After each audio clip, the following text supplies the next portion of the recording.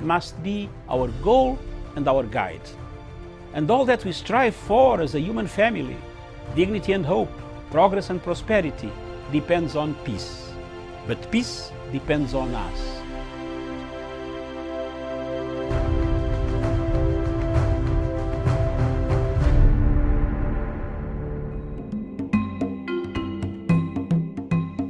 Fellow Amazonians and fellow Africans, for more than 3 years, I have stood high. I have walked the valleys.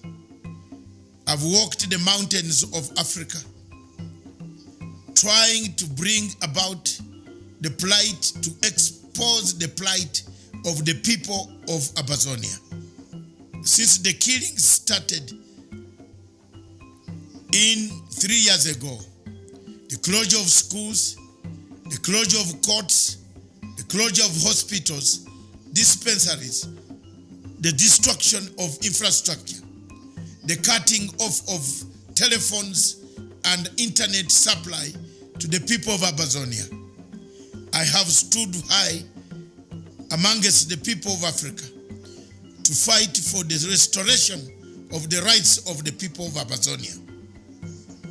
Yesterday was yet another darker day for the imprisonment of 10 Amazonians who stood for peace, who talked for peace, who wanted to be heard, who wanted dialogue, and were ready to put dialogue down as a basis of discussion to bring about a peaceful end to the conflict of Amazonia in Cameroon. For these 3 years, I've called upon the international community, upon African Union, to bring a debate to the table of the African heads of state about the suffering of the people of Amazonia. I have done it voluntarily, walked, traveled to African Union in summits, trying to fight for this debate to be brought on the agenda of African Union summits. I have petitioned the Secretary General of the Commonwealth, Baroness Scotland, my friend, in a letter that I dispatched to both the Commonwealth Office of Her Majesty the government in Britain and in the Commonwealth, in the fight for the people of Amazonia. I've done my best. I've interviewed the people on these television stations. I have done my best. I've interviewed the various leaders from SACU, from the others, TAPU. 7 of them have been on my television station.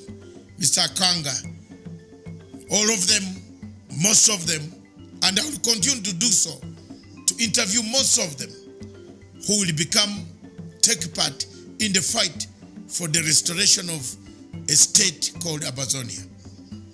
I have not and I will not take any intimidation, neither will I succumb to any pressure from Paul Biya's cohorts and his surrogates who roam around the world distorting the facts about what is happening in Amazonia. I am not a Cameroonian, I am a Pan-African. A Pan-African who wants a peaceful Africa. And Africa cannot integrate when one part of Africa is being destroyed by a dictator called Paul Biya. It is impossible. Therefore, we call upon the international community, the United States of America, the British government to intervene, to give freedom to the people, the 10 men jailed for life for having asked for dialogue, to speak with the president or the people of Cameroon to find an amicable solution for the people of Amazonia.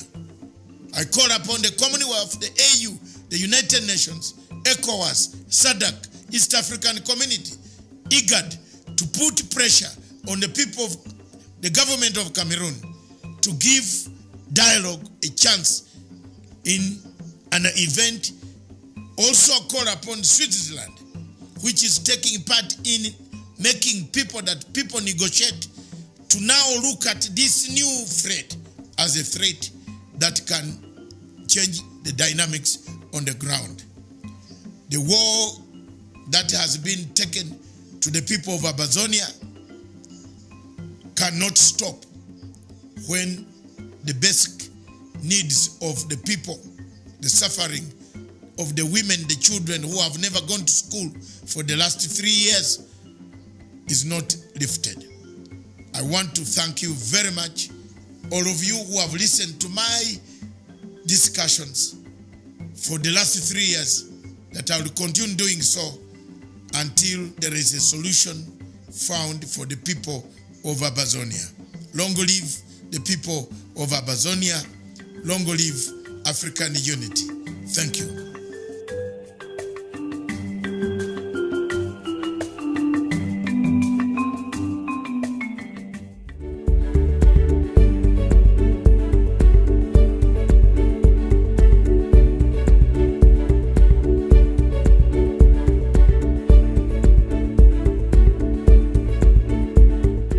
First of all, let me thank you. I've prepared 2 papers which I believe will be circulated because they'll not be projected. But if you can see, first of all, I want to agree with the Honorable Minister. I've done 2 pictorials. One of them is described as Africa at the dinner table. And if you look at Africa at the dinner table, Africa is on a plate and it is meat. And the diners at the dinner table are France, the United Kingdom, the United States, the European Union, the Chinese, and progressively the Arabs. And my second picture is the African hotspots. It's not visible from there. But if you look at Africa today, and you make a clean sweep with your mind, there are different conflicts of different intensity in Somalia, in northern Mauritania, in northern Mali, in Central African Republic, Democratic Republic of Congo, Guinea-Bissau, in the Cameroons, in South Sudan, and one can go on and on. And there is a sense in which Africa has always been alive to the question of interference. I will refer this audience, particularly those who are starting, to take time and read the 32 odd speeches that were made in the month of May 1963 by the then heads of states and government of independent African states, the 32 of them. And there are 2 speeches that I want to isolate for this presentation. One was by David Dacko of Central African Republic.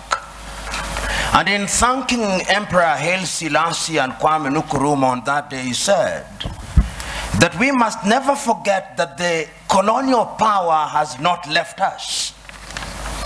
We must recognize that he did not go willingly.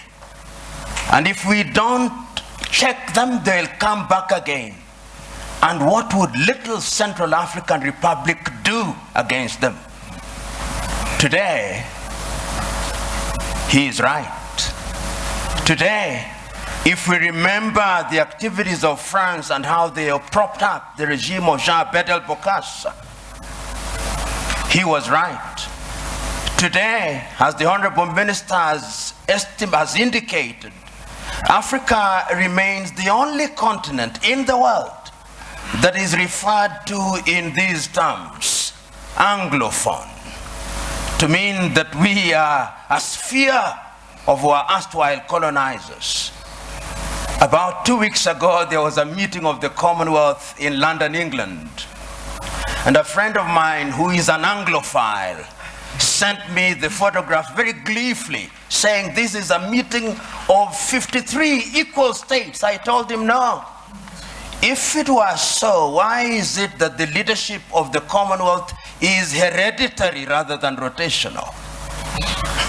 In other words, in the minds of the British, her former colonies are still under her tutelage. And I want to submit to us that in the minds of what I'll call the conceptual West, they think they have a divine duty to instruct Africans what to do. True. And in the minds of many African leaders, they think that they have a divine duty to accept what they are told. That, in my view, is what the Honorable Minister was talking about, the mindset. And this is something that has been examined. We have seen France and its very pernicious presence in Africa. We know what they did in Burkina Faso against Thomas Sankara. We know what they did in Mali or the Sudan against Modibo Keita or against Sekou Touré in Guinea. Pernicious to the core. The Portuguese, we know what battles had to be fought in that area. And let me put this very bluntly. When the former leader of Portugal, Marcelo Caetano, was asked, why can you not allow the colonies to gain independence? This is what he said in substance. As I have examined world history over the years, the following have emerged. That the Caucasians have been responsible for monumental discoveries in the development of man. So have the Chinese, so have the Arabs. But the Africans have been responsible for nothing. They are only fit as hewers of wood and drawers of water. And I want to submit to you who are present here that in the conceptual West's unguarded moments, or guarded moments, that is what they think. And that is how they relate to Africa. So the whole idea that they will interfere is something that they think is their God-given duty. I said there were two speeches in 1963 that I wanted to refer to. I referred to David Dako. The second one was the speech by Kwame Nkrumah. And Kwame provided the solution. He did not complain about colonialism. He said, we must live here with one army, with one command. We must live here with one currency. We must live here with one currency, one country. I do not know where its capital will be, but I suggest Leopoldville or Bangui. Other leaders may have their thoughts. Kwame was right, but who listened to him? Several years down the line, and I've said it in my paper, there were coup d'etats which were engineered, there were mutinies which were engineered, and other forms of destabilization. And I want to believe that the person who actually said it very well in the 1980s was the former American President Ronald Reagan. He said, the United States of America does what is in her best interest. And I agree with him. Does Africa do what is in her best interest? Do African leaders do what is in the best interest of Africa? Interference will be there in very blatant and brazen ways and in subtle ways. I've always asked, until very recently, how many African countries manufactured bullets? Very few. Until very recently, how many African countries, in fact, how many African countries manufacture jet fighters? How many African countries are involved in the arms industry? Some of the leading conceptual West countries which pontificate to us about prizes, peace prizes, are the leading manufacturers of landmines. And if you look at their foreign exchange earners, it is the military and security items. So they say with their mouths, what do they not believe in their hearts? In Kiswahili we say, vita vya panzi furaha ya kunguru. That when the locusts are fighting, it is the joy of the hawk. Because when they kill each other, they get the food easily, dead. It is in the best interest, I dare submit, without fear of contradiction, that the elite in the conceptual West does not want Africa to stabilize, despite their assertion to the contrary. And you'll see it in every country because conflict is a major industry. Today, you look at South Sudan and the many peace conferences that are being held, but if you ask who supplies the arms, who provides safe havens, it is the conceptual West. And when I use the term conceptual West, I'm saying that it extends to countries which are geographically not in the West, like Australia or Canada. So I'm submitting in answer to your question, Joe, that interference is there, and it is part, to use this old cliche, of the neo-colonial project. The neo-colonial project requires that Africa must remain within the sphere of influence of these states. Today, if you look at the United Kingdom, which has left Europe, one would have thought that those are their cousins and that they should sit in comfort with them. You will now see their involvement being de-emphasized in Europe and their interest and appetite growing towards the Commonwealth. Because in the Commonwealth, they are the major domos. They'll tell us what to do. In Europe, they have to grapple with the Germans and the French, and they don't like it. That is the unspoken bit of it. The French also are in Europe, but the Germans are too strong, and they don't like it. So they want to hold Côte d'Ivoire, Gabon, and tell them what to do. I do not know how many of you saw the press conference that was attended by President Macron of France and Nana Addo of Ghana. And when Nana Addo spoke as an African should, you could see the body language of the French president. How dare this man speak this way? In other words, I'm saying that interference is the mother's milk of European economies. But to answer your second question, they have their own recruits who Professor Philip Nying'oro will be speaking here. To use the old vocabulary of those days, they have the people you call their comprador bourgeoisie. You must remember. The comprador bourgeoisie are Africans with black faces, but essentially they are doing the bidding of these powers. They are the ones you'll find them in different spheres. And they will be present. They are in your cabinet, but they are actually representatives of the foreign intelligence agencies of those countries. We know this. If you look at the declassified papers from the United States, we now know that some of leading cabinet ministers in many African countries were working for the CIA or some Western agencies. So you are sitting in cabinet, and in these days of the mobile phone, they are possibly texting their masters in Europe and America. So interference is also exacerbated by these comprador bourgeois for their own benefits, and it has never changed, Honorable Minister. In the early days of slavery, they gave some of the chiefs mirrors and alcohol. Today, what they give them are flats in Paris or in Dubai, and that is what makes them undermine Africa. The third mode of interference is through institutions. Look at the competition as it is now. There is a new entrant into the market that is called China. China is very subtle. Many people wrote the obituary of Rwanda in 1994. 20 years down the line, it has been demonstrated that Africans can actually do it. Between 1983 and 1987, I think Thomas Sankara in Burkina Faso also demonstrated that it can be done. We saw in Somalia, despite their problem. So my prescription is African unity. Africa must now begin to negotiate initially in terms of blocks, SADC, ECOWAS, East African Community, and ultimately as African Union. And lo and behold, we must do it. And I've always said this cliche, we must do it, because if we don't do it, we will be done. Thank you.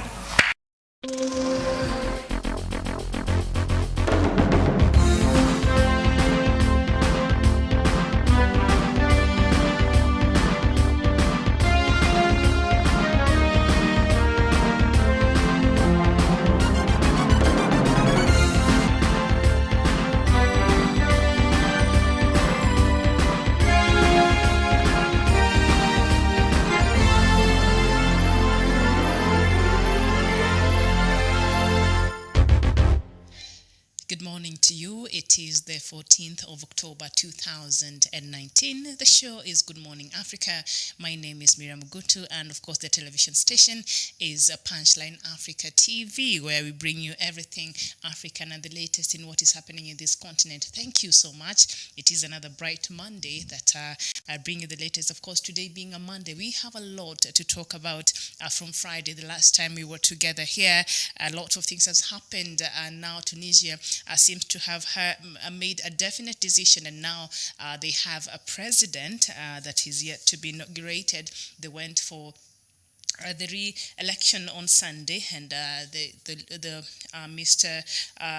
Said came out to be the winner of that election. So we will look at that as we will be looking at African stories and also Ethiopian Airlines. Right now, the bodies that were still being, you remember the accident that happened, the crash that happened earlier in the year, and that claimed about 157 people that were on board the Ethiopian Airlines. And so now the bodies were being done, the DNA test was being done for the bodies, and so now the bodies will be brought home back, and the families of course, 32 Kenyans, died in that crash, and that was the highest number from one country during that, crash that happened in Ethiopia. There, we'll also look at Egypt and the recent developments. Remember, there has been a turmoil there in Egypt and a call for renewed protest there, but of course, the government has come out very, very strongly on the, the protesters, and so we see another arrest was made there over the weekend.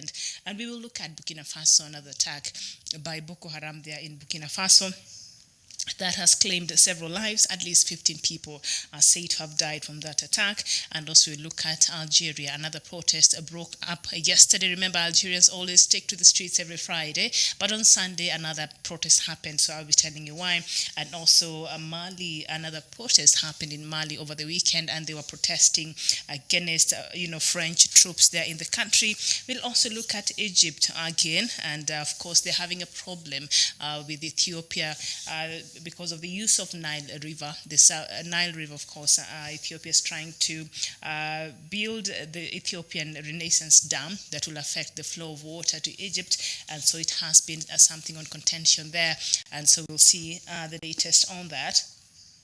And another attack also happened in Somalia. And also there's another attack that happened actually in Kenya yesterday in Garissa. So we see it's attacks after attacks here in Africa. What is the problem? The insurgents groups, the militants group, the jihadist groups, why are they even mushrooming so much? Why are they gaining momentum in the continent? This is something that, like I keep saying here, should be given the attention that it requires to make sure that it does not spread. Of course, Boko Haram is spreading like rapid fire there in the Sahel region, and now we see Somalia has not known peace, and it's just attacks all over the place over the weekend. So we'll be talking about that. And the latest from South Sudan, of course, the implications of South Sudan's President Kiir forming a transitional government without opposition leader, Riek Machar, too dire. Should he decide to go ahead and make good his threat that he will, form the unity government with or without Riek Machar, of course, the impact there, or the result of that will be too dire, and I don't think South Sudan will be able to handle the repercussions that will come with that, and we will talk about it. And still in South Sudan, and some report from two international human rights organizations, their suggestions on finding a lasting peace there in South Sudan and in the Democratic Republic of Congo. A plane was providing logistics assistance there, got lost out of radar. Nobody knows where that plane went, and that happened on Thursday till today, so we will talk about it. And then in Cameroon, at the latest, we see United Nations Commissioner for Human Rights, Michelle Bachelet, congratulating President Paul Biya for the release of opposition leader Mr. Maurice Kamto, who was released over a week ago after the conclusion of the national dialogue that took place there in Yaoundé. That has been very controversial, and of course, the Anglophones, the leadership of Anglophone was not present in that national dialogue. And nevertheless, President Paul Biya came out and said that dialogue was very, very successful according to his standards. He thinks it met its, its purpose there. So And let's keep talking here, and then later on we will look at, the topical discussion. What are the expectations from the BBI report? We know the Building of Bridges report. They said that they'll meet the deadline. It's supposed to be out by 24th of this month, just a few, maybe slightly over a week from now. Over a week, and so we're waiting. Kenyans are waiting to see the content of this report. Are we going to have referendum? Will they propose a referendum? Will they propose a reduction of members of parliament? Will they propose a reduction of constituencies here in Kenya? Will they propose a strong premier that is an executive prime minister? Will they propose a parliamentary way of governance, or a presidential way of governance? So let's just see. I remember Kenya promulgated its new constitution in 2010, but even as we were going to vote for the new constitution, which I did, we were told that it was not perfect, and a lot of things in that constitution needed to be, relooked at. So maybe that is, I don't know if it will be the appropriate time for us to go back and do that. And of course, some people have come out and said, no, we do not want another mutilation of the constitution, and we do not want people wanting a constitution that will create only political, positions just to benefit certain people, but we want something that will actually address the needs as it is right now for Kenyans. So we will look at that after I am through with the African news making headlines, and after we look, like I've said, we have a lot to talk about today. And I saw a tweet by Mr. Nnamdi Kanu. I can't remember exactly what he said, but he was said something in fact of. He was addressing President Muhammadu Buhari. Of course, he calls him Jibril, so I don't know what he said. But if you know what he said over the weekend, I just saw a highlight of that. I think it escaped me. I was in the middle of doing something, so I didn't go into the details of looking and seeing what he talked about. And of course, human rights there in Nigeria, and activists are being, are being arrested by the police, especially after the arrest of that activist and journalist who had that T-shirt of "We Are All Biafrans" was arrested in the airport in Nigeria after coming from Spain. We've seen a lot of other arrests being made after that. So what is happening there in Nigeria? You talk to me and let me know. But for now, I would like for us to go straight into the news-making headlines here in Kenya. And as usual, we will look at the top three newspapers here. And I will not go into the details of it. As I said, we have a lot to talk about in Africa here, and also a topic of discussion later. So I'll just be very brief in this. And the Star newspaper, we see former President Moi admitted to Nairobi Hospital. That is on page 6. I think he's been having not very good health, and he's a bit aged, so that comes with the age, but we are praying for his quick recovery. Let me see what he's suffering from this time. That is our former president, our second president here, Mr. Daniel Toroitich Arap Moi. He led Kenya for 24 years, and then we got tired of him, and so there was an overwhelming, vote in 2002 that removed him from power. But since he went and is retired, he's been very quiet, enjoying his sunset years, and we've given him the respect that comes with that, together with also our former president, Mr. Mwai Kibaki. So former President Daniel Arap Moi has been admitted to Nairobi Hospital for what the family said was routine checkup. Sources within the family and the hospital told the Star Moi was admitted on Friday, and he's set to spend some days at the hospital for intensive checkup. And it's only, I think, in 2007 also he had the last time he was actually very sick. He was taken to Israel, and he had some knee surgery, if I'm not wrong. So he has not been having very good health there. So now they're saying he's admitted at the Nairobi Hospital for a routine checkup. So we're just praying for him, and we're praying for him to get better. And also some very good news. It's not on the front pages of the newspapers here, but before it escapes my mind, remember the body of the mother and her daughter that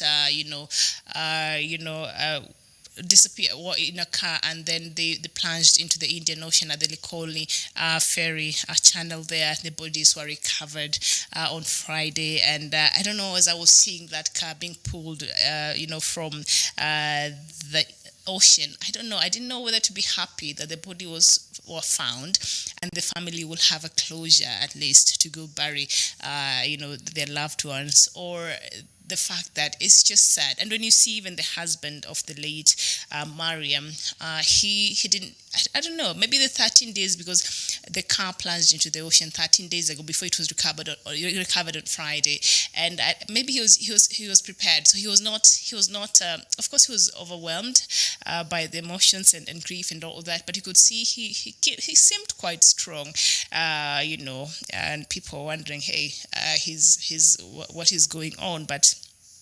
I think he was just happy to get the bodies of his loved ones so that he can go and just give them a proper burial. So I'm happy that happened, but also very sad that such an accident had to happen in the Kenya ferry there in Likoni. And of course, I hope that the ferry management there has taken caution and is doing what is necessary to make sure all Kenyans that are using that service, their lives are not endangered, like we saw with the late mother Mariam and her 4-year-old daughter. And still on what is making headlines, I revealed a frantic bid to dump wife's body. Corey's wife Mary was allegedly murdered on January 26th by his ex-girlfriend Judy Mungai. This is another story that made headlines earlier in the year, and the mistress to the husband murdered the wife. Do you understand that love triangle? So apparently the wife and the mistress to her husband, the mistress used to work for them at a hardware store. And so on this particular day, I think the wife had been suspicious of things that were not right. So she decided to accompany this mistress to her place, the mistress's place. And so when the wife got there, on the wall, there are photos of her husband and this mistress. And so apparently the husband had, 2 houses. This unofficial house by the mistress and his family home there. And so the mistress, seeing that the wife was not happy with that, I don't know, a scuffle ensued, and he hit her with a pressure cooker and and she died on the spot. And so the case is still continuing there. So if you want to know much about the details of that story, you go to the Star on page 2. And also the 28 billion grant plan to transform Nairobi, a traffic congestion, a lack of affordable housing and water supply problems within Nairobi could be a thing of the past. Oh my goodness, really? Especially the traffic congestion there could be a thing of the past. This is according to the Star newspaper, following plans to expand the central business district and develop a new railway station to link all city suburbs. Really? That will be interesting, and it will cost about 28 billion Kenya shillings. Let's see how that will work out. And of course, Kenyans, it was a big weekend for us Kenyans here. We are still celebrating. A matter of fact, some section of Kenyans were asking for today to be made a holiday, but of course, we will be having another holiday come next weekend. And so Mr. Kipchoge was able to break the record. You remember the Ineos 159? He was able to do it 1 hour 59 and 40 seconds there. He broke his own record and he ran the 42 kilometers marathon there in Austria. It was wonderful. I woke up so early, got ready for it, made snacks to just sit down and enjoy it, and he did not disappoint. And then also on Sunday, the Kenyans also broke records in Chicago there, and Kosgei breaks women's marathon record. Bridget Kosgei crosses the line to win the women's marathon in Chicago. That is on the front pages. I think I'll get more of that story. Let me see here on the Standard newspaper. And rise and fall of Rift Valley's another Kenyan breaks a marathon record, and Bridget Kosgei shatters Paula Radcliffe's 16-year-old women's marathon world record, winning Chicago Marathon in 2 hours, 14 minutes and 4 seconds. So that is another Kenyan that made us so proud there yesterday. And on Saturday, we are still on the moon with that. Mr. Kipchoge did us all proud, not just Kenya, but also in the world. And it was just unbelievable. Imagine running for a whole 2 hours, 42 kilometers. Man, this is gift. The guy is really gifted, and so we are proud of him. And yes, and so we look at the Standard on the front pages. New hefty benefits for teachers. Lowest paid tutors to get 750,000 Kenya shillings, and the highest 2.5 billion for inpatient. In fresh deal that also provides for treatment in Uganda, Tanzania, and Rwanda, as well as evacuation. That is in page 4 of the Standard newspaper. I see those are new, important, covers there. That is medical covers for our Kenyan teachers there, and the government has revised it, and it seems to be better compared to what initially they had. So not a lot to talk about here on the front pages of the Standard newspaper. So we go to the Daily Nation, where still, they're celebrating the Kenyan athletes atop of the world. Fresh from Eliud Kipchoge's historic feat in Vienna, Kenya is once again grabbing global headlines after Bridget Kosgei breaks 16-year-old women's world marathon record to lead a Kenyan double in Chicago in a week of many firsts for a proud athletics nation. We are indeed proud, and we congratulate Bridget Kosgei, and also we congratulate Lawrence Chirono, who won the men's 2019 Chicago Marathon yesterday in Illinois. Chirono won the race that came down to the wire in 2 hours, 5 minutes and 45 seconds, barely edging Ethiopia's Dejene Debele, who was second with 2 hours, 5 minutes and 46 seconds, with another Ethiopian, Sefa Mengistu, a third with 2 hours, 5 minutes and 48 seconds. That is good for us. We're really proud, and we're still celebrating. And congratulations to all the winners, and those who made us proud this weekend as a Kenyan. I'm a very, very proud Kenyan until we start talking about corruption and governance in this country. Now that puts me in a very bad mood, but we will talk about it, and we will see, the developments, and the BBI and the expectation of Kenyans, and will it be met, or what were Kenyans expecting? That will be the content in the Building of Bridges initiative, and we will look at that towards the end of the show. All right, so that is what is making headlines across the leading newspapers here in Kenya. So now I'd like for us to jump straight to what is making headlines across Africa, and we start with Mozambique. And Mozambique's presidential candidates ended their 43 days of campaign on Sunday as the country prepares for Tuesday's elections. President Filipe Nyusi, who is seeking a second term, started the last campaign in Nampula in the northeast and ended in Matola suburb in the capital Maputo in front of the thousands of his supporters. His Frelimo party has ruled Mozambique since independence in 1975. Osufo Momade of the main opposition Renamo party made a whistle-stop campaigns across 4 districts of Nampula province. He also made an appearance in his hometown Ilha de Mozambique, and Davis Simang of the Democratic Movement of Mozambique rallied supporters in Beira, in the region capital, his perceived stronghold. And the remains of Kenyans who died in Ethiopian airline crash in March are being flown back home. Flight ET-302 from Ethiopian capital Addis Ababa to Nairobi in Kenya crashed shortly after takeoff. DNA matching of the remains of the 157 people killed in the crash were done several months after the accident. People from 30 countries were on board the plane, with the majority being Kenyans. It had been an emotional weekend for the families of the 32 Kenyan victims, as they were for the first time allowed to view the remains of their loved ones. A private memorial service will be held today, but it is not clear when the remains of the victims will be released to their families. Ethiopian authorities say other unmatched body parts and personal items might be buried at a memorial area to be erected at the crash site. And the human rights activists in Egypt say that a blogger and journalist who played a significant role in the 2011 uprising against former President Hosni Mubarak has been arrested.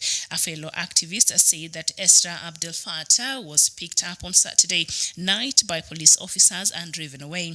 Her whereabouts are currently unknown. Another activist has tweeted that Ms. Fattah appeared before the state prosecutors on Sunday and had said that she was badly beaten and tortured.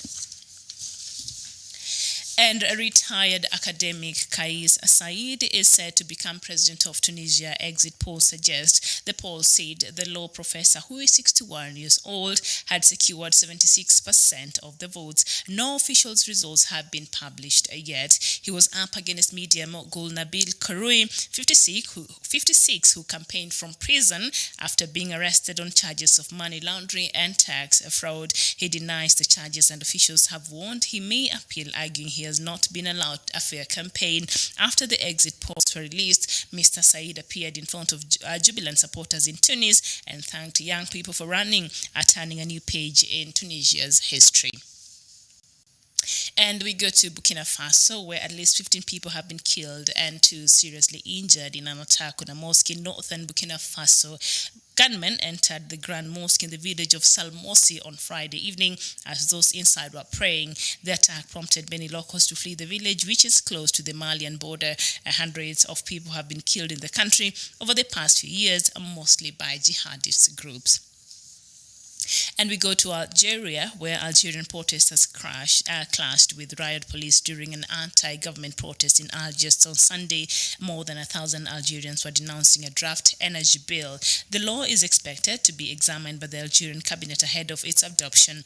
The law is aimed at attracting foreign investors to assist the North African nation to strengthen its energy output. It will, however, maintain 49% foreign ownership if passed into law by parliament. And we head to Mali, where about 1,000 protesters demonstrated against foreign troops in Bamako, Mali on Saturday. These demonstrators are against the influence of France and the United Nations peacekeeping force known as MINUSMA in Sevare and near the central city of Mopti. Professor Clement Ndebele is the president of the platform against corruption and unemployment. The fragile Sahel country hosts the French military mission in the Sahel and UN peacekeeping force, as well as contingents from a 5-nation anti-jihadist group. Northern Mali fell into the hands of jihadists in 2002 before the militants were forced out by the French-led military intervention. And we go back to Egypt. President Abdel Fattah el-Sisi said that he will be meeting with Ethiopian Prime Minister Abiy Ahmed in Moscow to continue discussions on the Grand Ethiopian Renaissance Dam threatening Egypt's water supply, reports Amran. President el-Sisi said the state has developed an inclusive plan since 2014 to solve Egypt's water problem, and billions have been spent on water recycling and desalination plants. And we go to Somalia, where 7 people were wounded after a mortar attack by Al-Shabaab militants hit the area around Mogadishu airport on Sunday. Somali witnesses and officials say the mortars landed on the heavily guarded Halane area of the airport that houses the African Union and the United Nations mission in Somalia. Witnesses told the Voice of America, a news site, that Somali that 6 mortars were fired at the vicinity just after 1 p.m. local time. And we go to South Sudan, where the implication of South Sudan's President Salva Kiir is forming a transitional government without opposition leader Dr. Riek Machar are too dire to contemplate. While the two have a month to complete the 12th to form a transitional government, both President Kiir and Dr. Machar have given strong indications that they still do not trust each other since the July 2016 war broke out in Juba. In J1, the presidential residence that forced Dr. Machar to flee to the DRC Congo on foot. Now, mid-September, President Kiir told a prayer meeting in Juba that he would form a government on November 12th, with or without Dr. Machar, Sudanese People's Liberation Movement, in opposition, accusing Dr. Machar of giving preconditions. And we will talk about this as we always do. And still in South Sudan, and 2 international human rights organizations are calling transitional justice in South Sudan to safeguard a lasting peace. Amnesty International and Human Rights Watch said in separate reports last week that failure to constitute the hybrid court to try those who have committed war crimes and crimes against humanity would have a negative impact on reconciliation, on national healing. Since the war started in 2013, thousands of civilians are killed, hundreds of thousands displaced, and countless people raped, tortured, and forced into marriages, arbitrarily detained or made to disappear by both government and the opposition forces. And we head back to Ethiopia, and of course it was another good news for Africa. And hailed as a visionary and a reformer, Ethiopian Prime Minister Abiy Ahmed won the Nobel Peace Prize on Friday for his efforts to resolve the long-running conflict with neighboring for Eritrea. Abiy was honored for his efforts to achieve peace and international cooperation, and in particular for his decisive initiative to resolve the border conflict with neighboring Eritrea, the Nobel Committee said. Since coming to power in April 2018, after years of civil unrest in the nation, election, 43-year-old Abiy Ahmed has started mending relations with Eritrea following decades of conflict between the two countries. And we move to the Democratic Republic of Congo, where a cargo plane that was providing logistical assistance for a trip by DRC Congo President Felix Tshisekedi has gone missing. Hold on. This is a president's plane that has gone missing, a cargo. All right.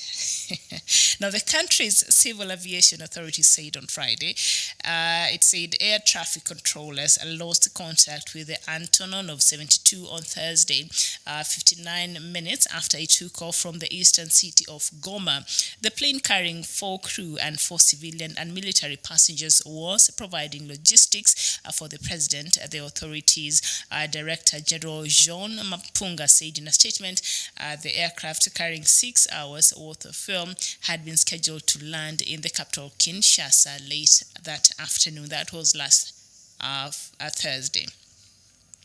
And we end with Cameroon, where the United Nations Commissioner for Human Rights, Michelle Bachelet, has welcomed the release of hundreds of political actors in Cameroon, including the leader of the Cameroon Renaissance Movement, Mr. Maurice Kamto.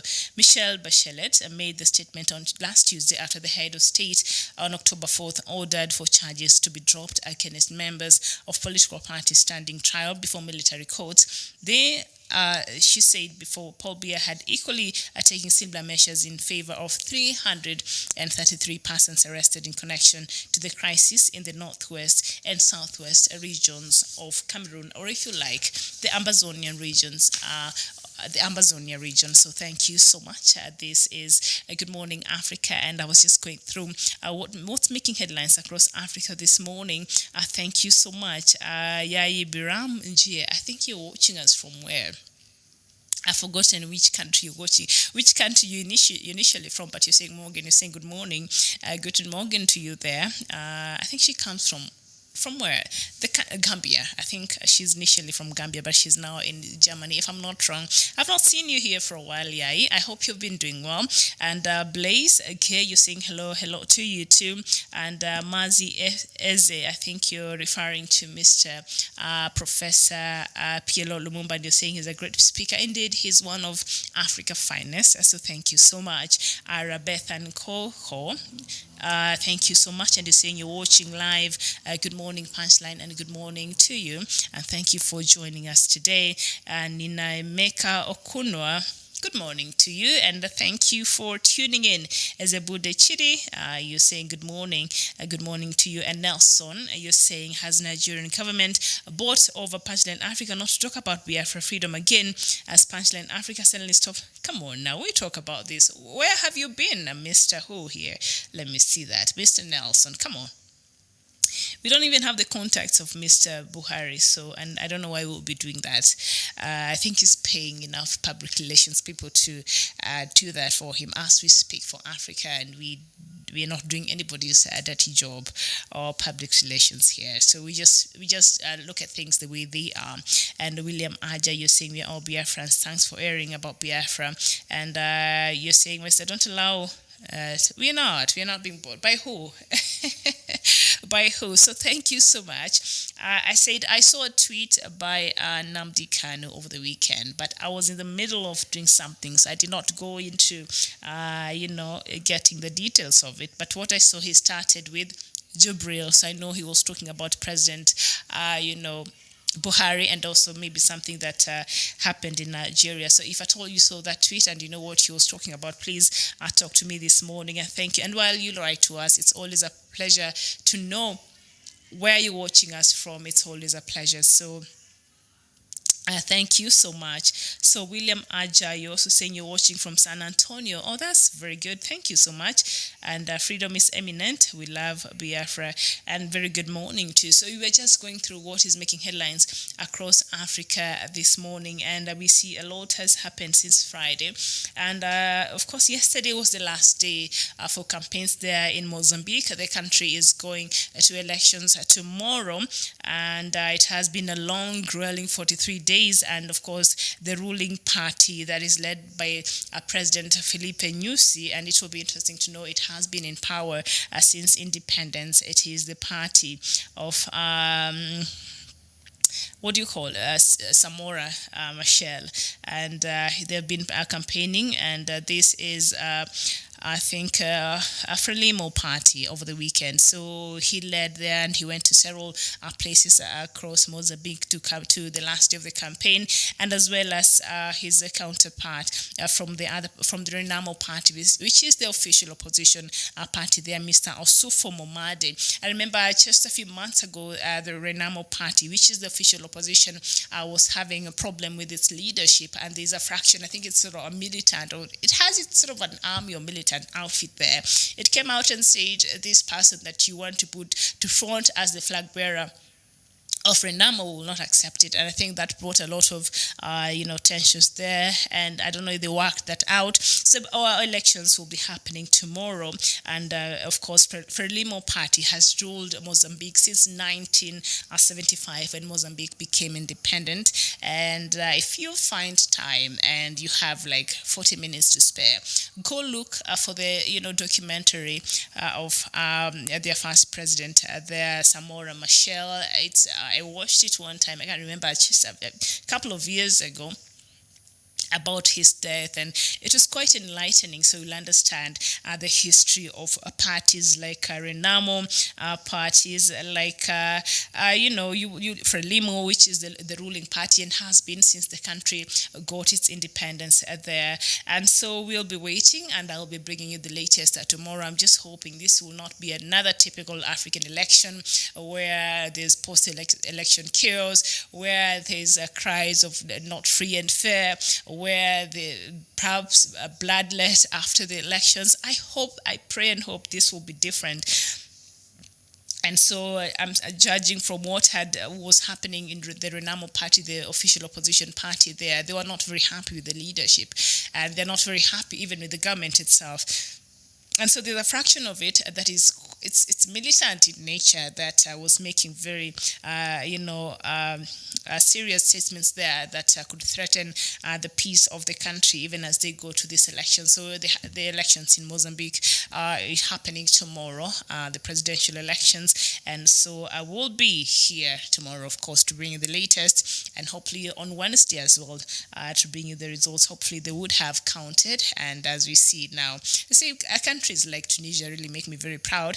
Outside of one of their main leading presidential candidate had been in jail during the whole of campaign season, so they decided to get him out of jail the last minute, towards the election, and now he's coming out and saying, no, during the campaign season, I was incarcerated, so apparently he'll go and challenge this, and we'll talk about Tunisia in a short while. But I was just looking at the Mozambique's elections. The presidential candidates include President Filipe Nyusi, who will be going for seeking a second term, and he'll be challenged by the main rival party, the Renamo, and of course President Filipe Nyusi there will be vying through the party, the founding party in that country, and that is the Frelimo party. So I will be here, as I said, to bring you the latest, and also another party there that is causing a lot of uncertainty, and it really has made a lot of waves inside Mozambique, is the Democratic Movement of Mozambique there that is being led by Davis Simango there, also is seeking to be the country's next president. So that is something that we will be looking at, and I'll keep you up to date with what is happening. Biafrans. You're watching from Wari, Biafra land. Eke Efyenyi Kasimir, thank you so much. Akwa Uba, you're watching from South Africa. I hope you're safe there in South Africa, because you know what has been happening there. And Michael Othuru, you say you're watching us from the United States of America. The United States of America is quite huge. So which part, which state? But anyway, thank you so much there. I think it's the wee hours of the morning, or what is the time there, depending on which states you're watching us from.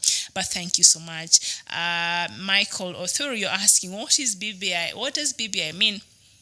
Well, the BBI is the Building of Bridges initiative that was brought forward by the famous handshake between President Uhuru Kenyatta and opposition leader Raila Odinga on March 8th last year that ruffled a lot of political feathers in this country, as it was, let me tell you, that day I was working at a radio station, and as we were preparing to bring the 1 p.m. news, I was a news anchor there, and we see on the television screens that, breaking news, the president and opposition leader Raila Odinga are about to come out and issue a statement, and we were like, what? These people have gone through, because the country was just coming from a very acrimonious election that happened in 2017. The first one that happened in August was nullified. The presidential results were nullified, and so we had to go to another election on the 26th of October, and President Uhuru Kenyatta won the second round of that election. Of course, it was still disputed, and it led to a host of another post-election mayhem here in the country. But the president reached out to Raila. I don't know who reached out to who, but I hear the president reached out to Raila. And the problem was they did not consult their surrogates, their other partners in their respective coalitions, because Jubilee was a coalition of different parties, and NASA also is a coalition of different parties. So these two did not consult, and so it is just a shock to the country. So far, the two leaders said, we are putting our differences aside, and we want to come together for the good of the country. So they formed an ad hoc committee. An ad hoc committee, the one that is formed to do a certain duty or responsibility or mandate. Once they complete, it's done, right? So they formed an ad hoc committee, and that is called the BBI, the Building of Bridges initiative. And so we are waiting for the report. So it was initiated last year, so we were waiting, at the deadline is on the 24th of this October, and we are hoping that, well, Kenyans are hoping that perhaps there will be suggestions that will help us to stop this foolishness we have every 5 years, looking at our neighbors as if, okay, so you don't speak the same language I speak, so maybe I don't love you that much because you'll vote for the other person, I'll vote for the other. Like, it's a lot of foolishness. And then you find that people are killed, it's just another version of xenophobia, but this is ethnophobia.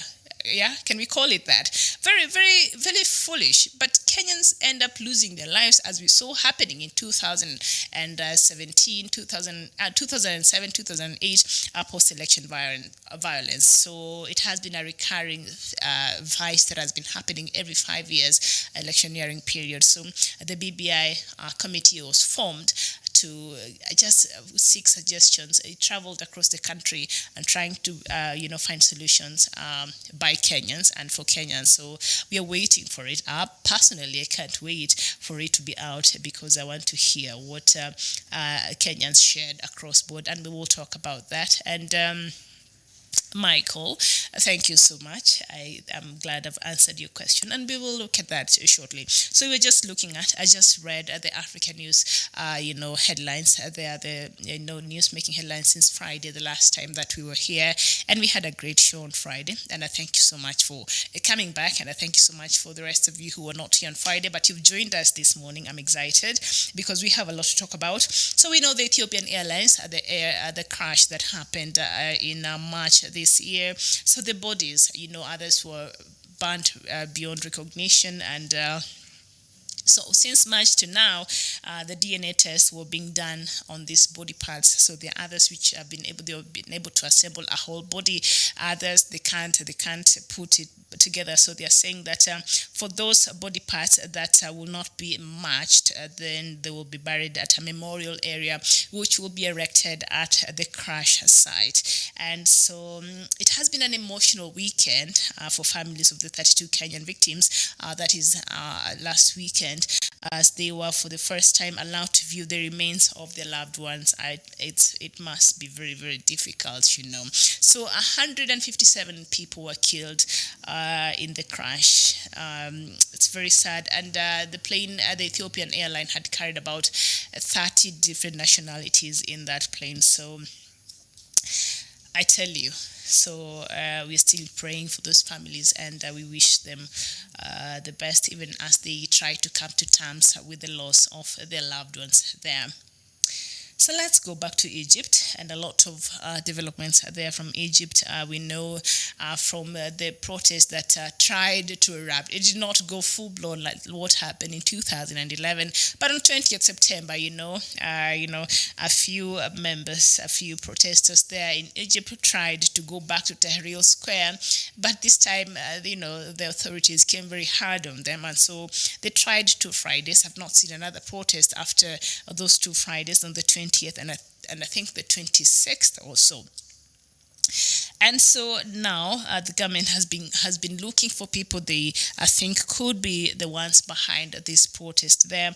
And it is said that human rights activists in Egypt now say that a blogger and journalist who played a significant role in the 2011 uprising against former President Hosni Mubarak has been arrested. And a fellow activist said that Esra Abdel Fattah was picked up on Saturday night by police officers and driven away, and her whereabouts are currently unknown. Another activist has tweeted that Miss Fattah appeared before state prosecutors yesterday, and she was not in very good condition, and she was badly beaten and tortured. So there you go. That is Egypt for you right there.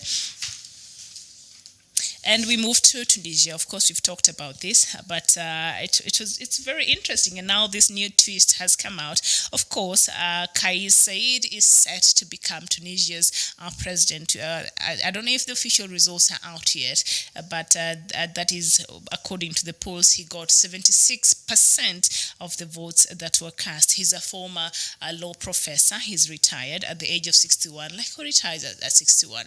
You find people in Kenya here, especially the ones in those parastatal jobs or those all the civil servants. Someone is like 65 years old, but they're still given more time. Their contracts are still renewed, and we see a lot of young people out here looking for works, and we wonder, why are you 65 and why is your contract still being renewed? Like, come on. So you see this law professor, he's already retired at the age of 61, and he secured the votes, getting 76% of the votes. Of course, he was up against the media mogul, Mr. Nabil Karoui, who is 56 years old. And now, he was arrested. He's been in prison since August. And he's been campaigning from prison. And even in the first round, the people of Tunisia voted for him. So yesterday was another voting yesterday. And so we saw there he managed not so much compared to what Mr. Kais Saied got. Mr. Kais got 76% of the votes. So it appears as though being in jail must have really worked against him, because I think Tunisians were wondering. Of course, he was released. When was he released? Oh, was it on Thursday? We were talking about it here on Friday. So he was released, I think, on Thursday. But see, the campaign period was already over.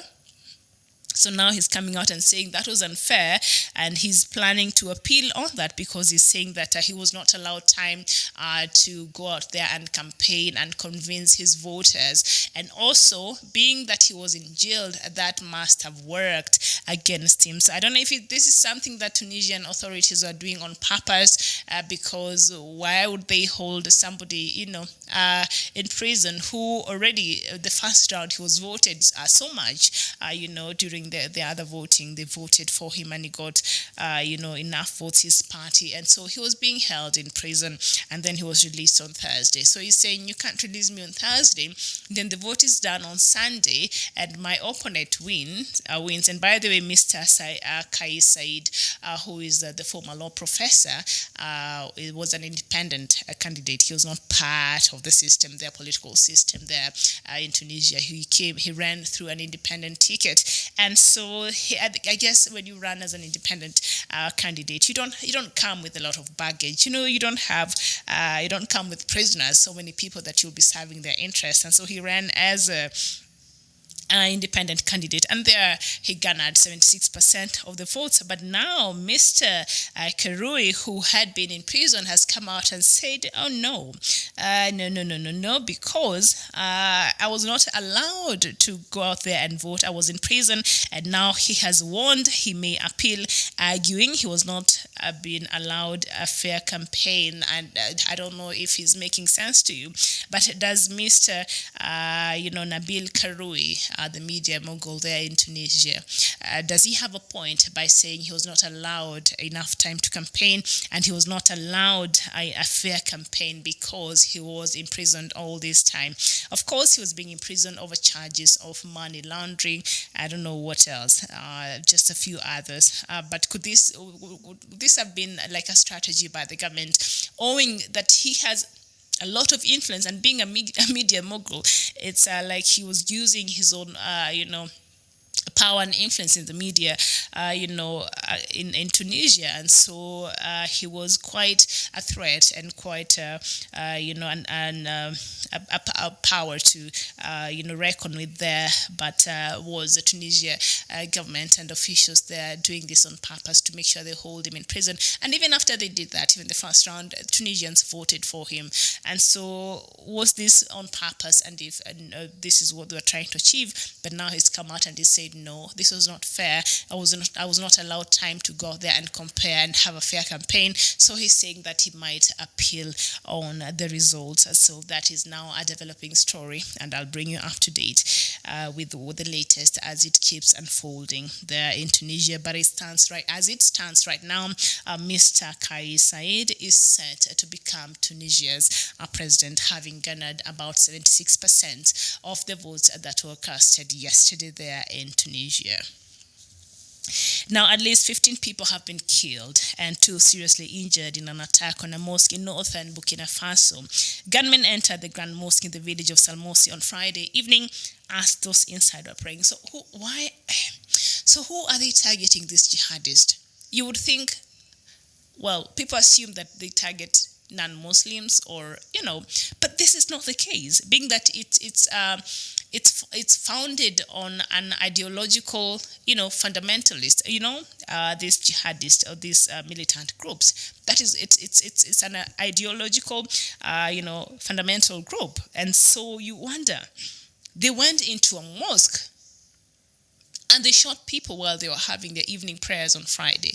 And that happened in Burkina Faso. And I think last week also we had a report about several people who were murdered in also Burkina Faso by this militant group.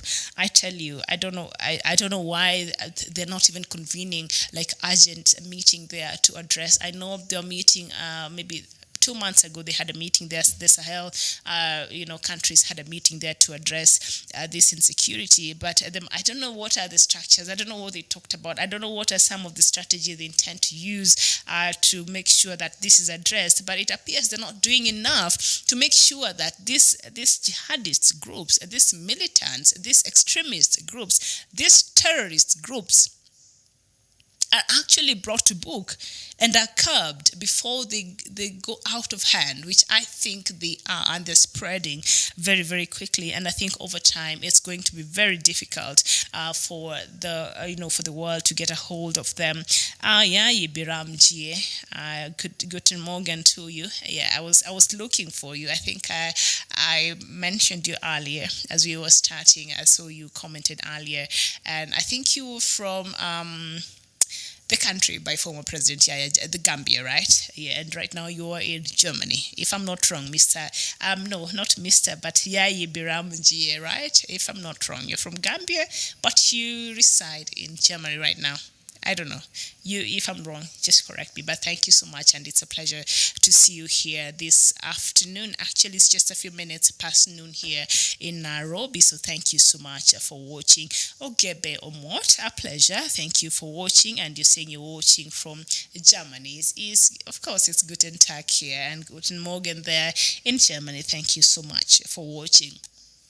So we were just looking at what is happening this today in Africa and what has been happening over the weekend since we were last here. And we see now Tunisia has a new president-elect, and so he'll be sworn in soon, Mr. Kais Saied. But we see that he's the media mogul who his opponent there, who was imprisoned and was released on Thursday, has come out and say he will go out and contest these results, as he does not feel as though there was a level playing field in those elections, as he was not allowed for a fair campaign since he was in prison, and all this time the party was campaigning on his behalf while he was in prison, but he was not allowed. Of course, him being in prison must have dealt him a low blow in terms of his campaign, and perhaps Tunisians are like, oh no, but why would we want to elect a person who is already imprisoned, whether the allegations are true or not? But that must have worked to maybe deny him some votes that he would have received. All right, so now Burkina Faso, now we are talking about Burkina Faso there, how these militants went into a mosque during an evening prayer and killed some worshippers there, and managed to kill at least 15 people there in Burkina Faso. And the attack prompted many locals to flee the village, which is close to the Malian border. Hundreds of people have been killed in the country over the past few years, mostly by jihadist groups. We move to Algeria, where Algerian protesters clashed with riot police during an anti-government protest in Algiers on Sunday. Like, these people normally protest on Fridays, but yesterday they had a protest there. More than 1,000 Algerians are denouncing a draft energy law. So what is contained? So now they were not protesting for the officials who are in Bouteflika's government, who wants to preside over the upcoming elections. The new date was set for December. I don't know if come December they would have agreed there will be people who would have wanted to come out and vie. Remember, they were supposed to be having elections in July, which did not happen because no viable candidate, came out to say they'll vie for that election. So it was now postponed to December. And I don't know, I keep commending the manner in which Algerians has been the protesters and, of course, the military has been working to make sure that even though the protests are allowed to go on in a more democratic way, they're allowed. And I've not seen any chaos in the streets of Algiers. I've not seen any shops being, I've not seen any being broken into. I've not seen that kind of violence in the streets. So they'll go and protest and go back home. Come the next day, they'll go and go back to work and be productive. So they're making sure as much as they're protesting, but they're not hurting the country, which I think is a very smart move. But they have refused, and they've said we don't. Even if somebody comes out and we think is a good candidate to come out and run for these elections, until these people that are in place that were working for the former president Abdelaziz Bouteflika are out of the office, we will not have somebody run. We don't want the elections. We will not participate until we see that the reforms and the people. And the army has been really giving in to a lot of these demands by the protesters, and we've seen even the brother of former President Abdelaziz Bouteflika now serving 15 years in jail over fraud and corruption and other charges, and a lot of his very close allies of the former president. We've seen them being brought to book, but that has not been enough for the protesters. They keep demanding, and they're very they're very adamant about what they want and the changes they want in Algeria. And they're saying for us to have a credible and free election, anybody that worked, any official, any electoral commissioner, any person that worked under the former president Bouteflika should not be allowed to oversee the next elections or any other important public office there in Algeria. So that has been their call. But yesterday they were protesting for a totally different matter here, and they were denouncing a draft energy law. And the law is expected to be examined by the Algerian cabinet ahead of its adoption.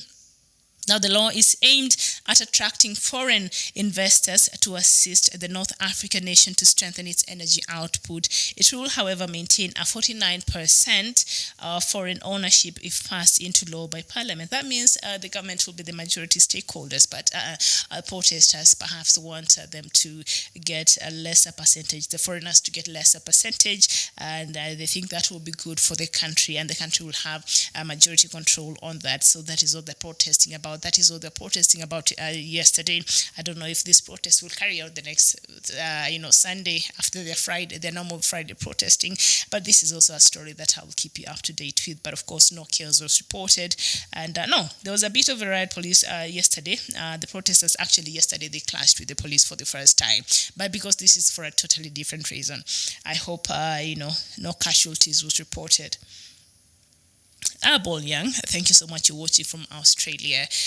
Okay, thank you so much. And in Mali also, 1,000 protesters demonstrated against the fallen troops in Bamako, Mali on Saturday. These demonstrators are against the influence of France and the United Nations peacekeeping force known as MINUSMA in Sevare. This is a place near the central city of Mopti. Professor Clement Ndembele is the president of this platform, of a platform against corruption there in Mali, and he's saying that the United Nations peacekeeping and the French officials there are using the positions in the country and to advance corruption and unemployment. I don't know how this is what they mean by this, but the fragile Sahel country hosts the French military mission in the Sahel and the United Nations peacekeeping force, as well as the contingents from a five-nation anti-jihadist group. Northern Mali fell into the hands of jihadists in 2012 before the militants were forced out by the French-led military intervention. But we see that jihadist group, Boko Haram, has been very active in Mali. Tell me which week I don't come here and we are talking about how many people were killed in Mali.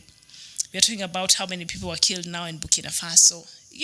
So as much as French has been very helpful there, together with the United Nations peacekeepers there, I don't know why they were actually demonstrating, but they were demonstrating against the influence of France and the United Nations peacekeepers for a force known as, MINUSMA. So it appears that the French peacekeepers, together with the United Nations peacekeepers, has gone on to that town and taken over, and the residents there are feeling as though they are foreigners in their own country and they don't love it very much. So they are protesting against the influence of French army there and the French presence there, together with the United Nations peacekeepers. But what do they want, really?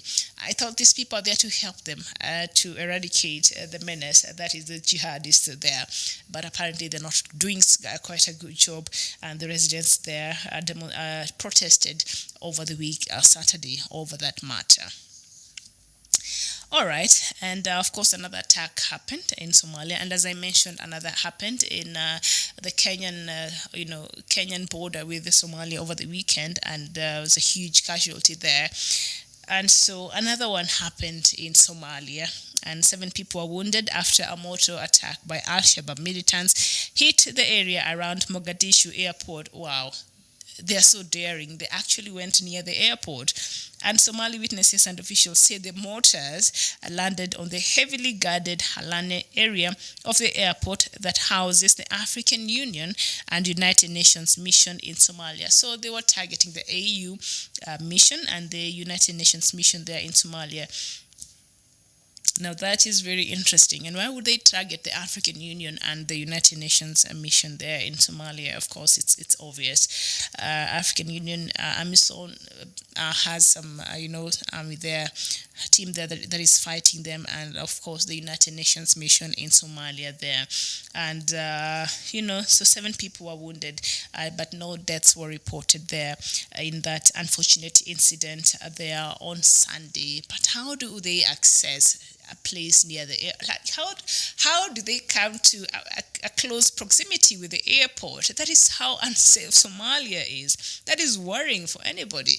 How does this militant group, Al-Shabaab, come to very close proximity to the national airport there in Mogadishu?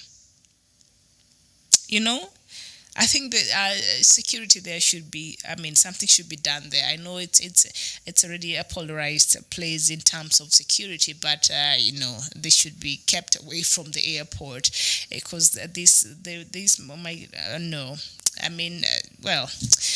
let's hope that the missions that are out there in Somalia that are trying to restore peace and sanity in that country are able to do that. So now we come to South Sudan and the implications of South Sudan's President Salva Kiir forming a transitional government without opposition leader Dr. Riek Machar are too dire to contemplate. Now, while the two have a month, that is actually less. Today is what?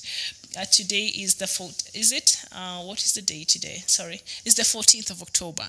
So now we should start a countdown. I should come here with a calendar and we take a day off every day until we get to the 12th. So we're less than a month. All right? We're less than a month. Rather, South Sudan is less than a month from forming the unity government, and now should President Salva Kiir go ahead with his threat, then it is now believed that the implications will be so dire for not just South Sudan but also to President Salva Kiir.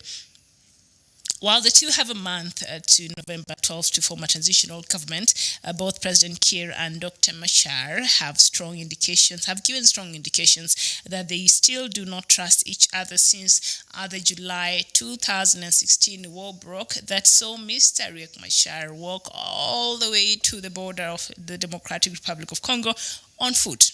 And I think Dr. Matsanga keeps saying this here every day. So for those who don't know why Mr. Riek Machar is quite hesitant in returning to Juba until why he's insisting that his security must be guaranteed before he can even afford or even think about coming back to Juba. Then his security must be guaranteed. This is what happened. A war broke out in J1, I think that is the presidential residence there in Juba, and Mr. Riek Machar ran for his life, walked on foot until the border.